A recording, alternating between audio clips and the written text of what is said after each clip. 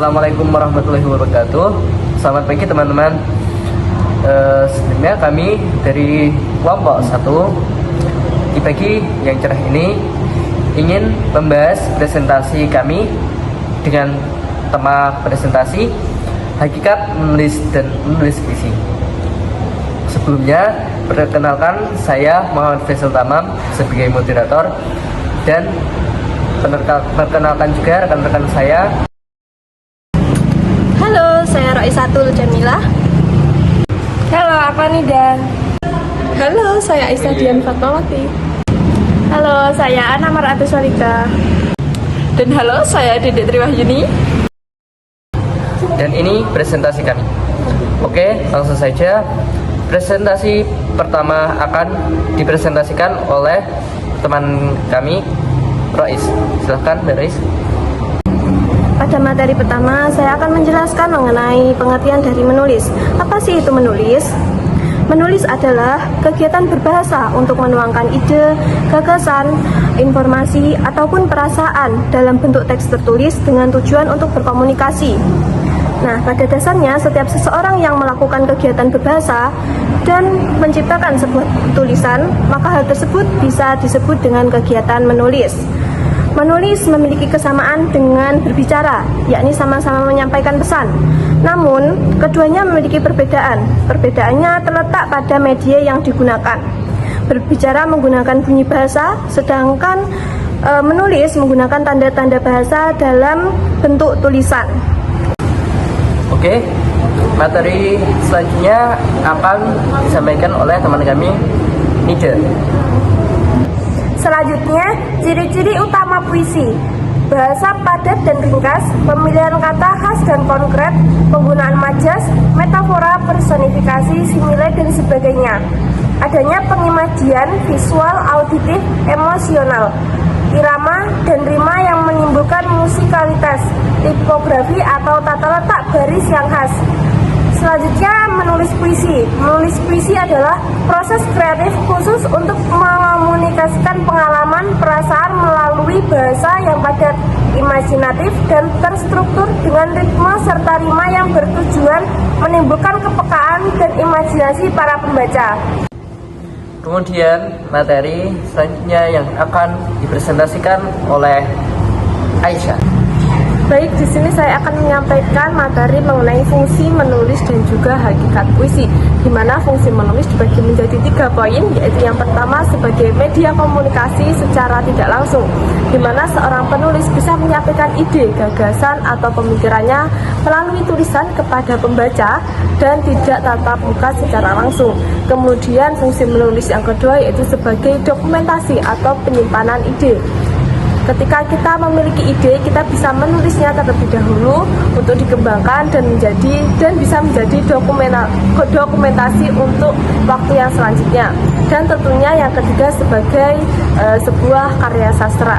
Yang selanjutnya yaitu hakikat puisi.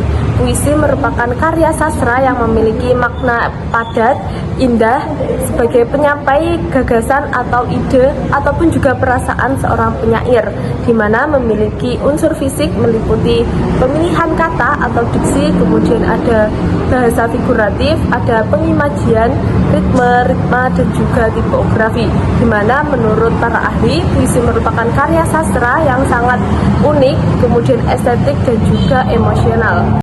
Dan materi selanjutnya akan saya bacakan. Oke, pembahasan selanjutnya mengenai tujuan menulis akan saya jelaskan. Pertama, ada tujuan instrumental untuk mempengaruhi pandangan orang lain. Contohnya bisa kita lihat pada artikel opini, editorial yang bertujuan untuk mempengaruhi pembaca atau pendengar tentang suatu isu. Kemudian ada tujuan interaksi, yaitu untuk membangun hubungan sosial. Contohnya bisa kita lihat pada surat pribadi kita kepada teman atau keluarga yang bertujuan untuk berbagi pengalaman atau membangun koneksi kita dengan orang lain. Kemudian ada tujuan informatif, yaitu untuk menyampaikan pengetahuan atau informasi. Contohnya bisa kita lihat pada artikel ilmiah, laporan penelitian, atau berita yang bertujuan untuk menyampaikan informasi atau pengetahuan tentang suatu topik tertentu. Kemudian ada untuk tujuan estetika, contohnya seperti yang akan kita bahas pada presentasi kali ini, yaitu puisi. Puisi bertujuan untuk mengekspresikan perasaan yang dengan bahasa yang indah. Puisi contoh lainnya bisa kita lihat pada cerpen dan novel yang bertujuan untuk mengekspresikan keindahan bahasa dan membangkitkan emosi pembaca. Kemudian ada untuk tujuan pribadi, yaitu menyalurkan pikiran atau perasaan.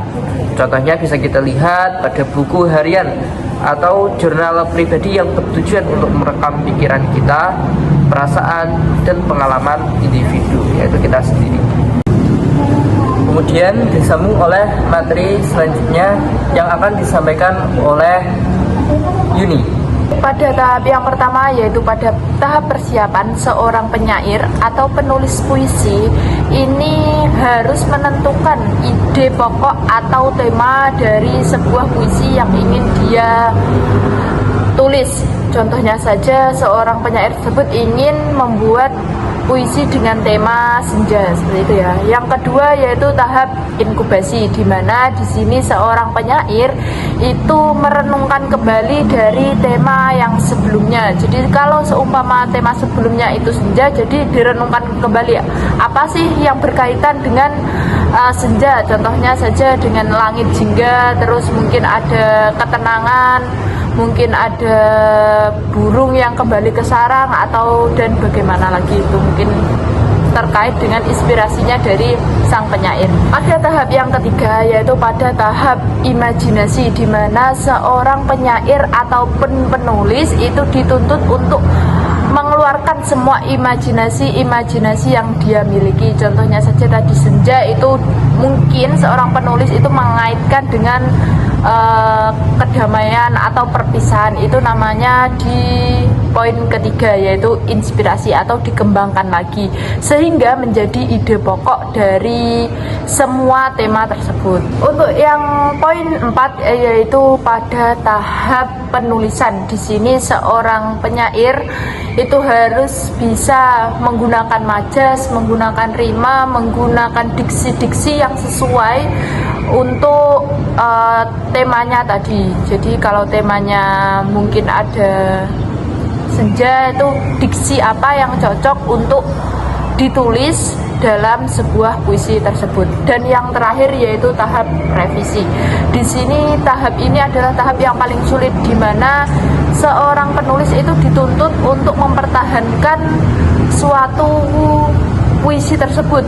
Kalau di situ ada rimanya tidak cocok ataupun ada diksinya tidak cocok, di situ pada tahap revisi harus ada pembetulan dan juga pembenaran. Jadi kalau sudah dibetulkan, itu harus tetap sesuai dengan alurnya, sesuai dengan temanya, tidak boleh keluar dari tema tersebut. Baik, di sini saya akan membacakan puisi singkat dari saya yang bertema senja tadi ya, yang sudah mengikuti langkah-langkah tadi. Senja merona di ufuk barat, langit membisik kisah yang lalu, cahaya jingga perlahan tersirat, meninggalkan rindu yang kian berlalu. Oke, kemudian dilanjut materi selanjutnya yang akan dipresentasikan oleh Mbak Ana. Materi yang selanjutnya yaitu faktor keindahan puisi. Yang pertama yaitu diksi yang tepat. Pemilihan kata yang pas bertujuan agar maknanya jelas dan enak dibaca. Yang kedua yaitu gaya bahasa atau majas. Penggunaan kata kiasan bertujuan agar puisi lebih indah dan tidak monoton. Yang ketiga yaitu imajinasi yang kuat. Kata-kata yang membuat pembaca bisa membayangkan suasana dalam puisi. Yang keempat yaitu rima dan ritme selaras. Bunyi dan irama puisi terdengar serasi saat dibaca. Yang kelima yaitu simbolisme dan bahasa khas penyair. Ada suatu tanda atau lambang dengan makna khusus serta gaya bahasa khas si penulis. struktur tipografi, yaitu susunan baris dan bait puisi terlihat rapi. Yang terakhir yaitu ketulusan emosi penyair, yaitu perasaan penulis yang jujur membuat puisi terasa lebih menyentuh hati. Oke, dari sekian banyak presentasi tadi, kesimpulan kami adalah menulis adalah keterampilan penting dalam kehidupan yang berfungsi sebagai alat komunikasi, dokumentasi, dan sarana berpikir kritis. Puisi adalah bentuk karya sastra yang syarat imajinasi, makna, dan keindahan bahasa. Menulis puisi membutuhkan proses kreatif yang sistematis serta memperhatikan unsur estetika agar mampu menggugah emosi pembaca. Sekian saja presentasi dari kami. Ihdinas siratal mustaqim. Wassalamualaikum warahmatullahi wabarakatuh.